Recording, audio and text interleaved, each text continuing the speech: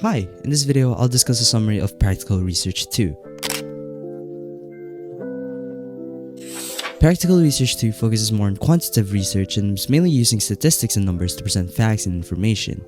Practical Research 1 focuses more on qualitative research and aims to answer the questions by asking people from their personal experiences and/or opinions. Their difference is the type of research that we learn from them.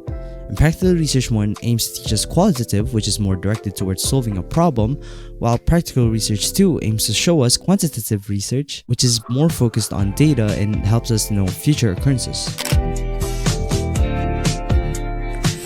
Chapter 1 contains the problem and its background.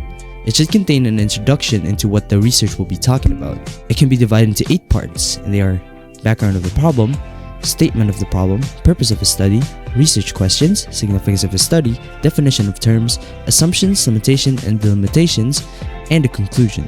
Chapter 2. This chapter is called the Review of Related Literature. This chapter basically shows the other pieces of literature that is related to your research and might help add information on it. This chapter contains an introduction, search description, conceptual or theoretical framework, and review of research. Chapter 3. This chapter is called the Methodology. It basically talks about what type of research you use and how you gain information for your research.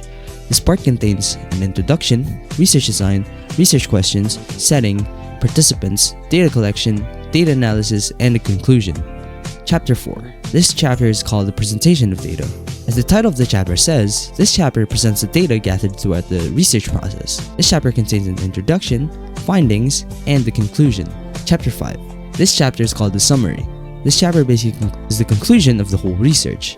It contains an introduction, the summary of the findings, conclusions, discussion, suggestions for future research, and a final conclusion.